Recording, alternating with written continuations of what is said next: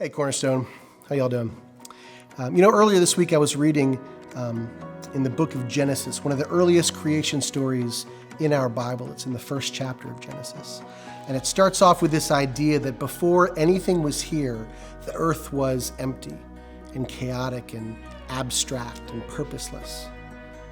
And so with this beautiful creative force, God begins to create and speaks everything into creation. And so in this very famous verse in chapter 1, verse 3, it says, "And God said, let there be light.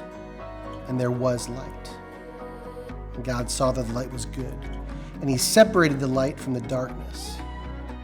God called the light day, and he called the dark night. And there was evening, and there was morning, the first day." If you notice something interesting in this passage here, when God creates time, he created night first and then day. Did you hear that? And there was evening and there was morning, the first day. It's not really the way that we tend to think of time here in the West, right? I mean, even though our day technically begins at midnight, we generally think of the day beginning at sunrise and ending at sunset.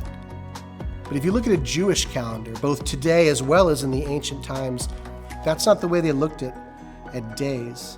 Each day actually began the night before, and so a day is marked from sunset to sunset.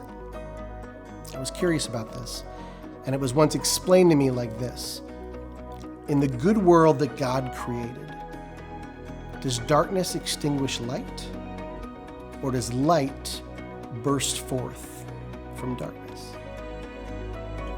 Life is full of ups and downs. We've got highs and lows and good times and bad times. And when you're in one of those dark, low times, it's easy to feel like you might never crawl out of that.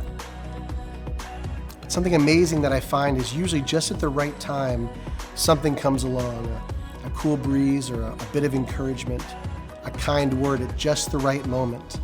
And it gives us hope, lifts our spirit at just the right time. Darkness always ends with the break of dawn, this explosion of beauty and color and newness. I mean, when was the last time you sat and watched a sunrise? You can't help but feel hopeful. And so this picture that God creates, this picture presented to us in the book of Genesis about time, is the picture of the journey that God has all of us on, from dark to light. Right? God moving us from ignorance to awareness and from loneliness to community, from death to life. One of my favorite and most beautiful passages in the New Testament is the opening passages of John's Gospel. In chapter 1, John writes that in the beginning was the Word, and the Word was with God, and the Word was God, and in him there was life. And that life is the light of all mankind.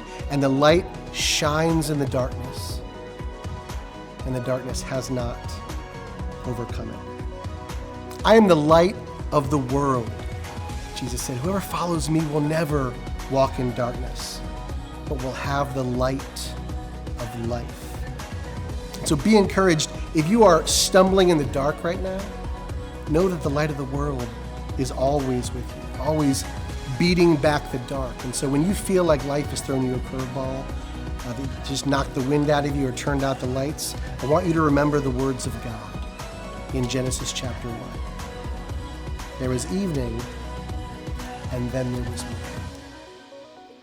That's good news. Y'all have a good day.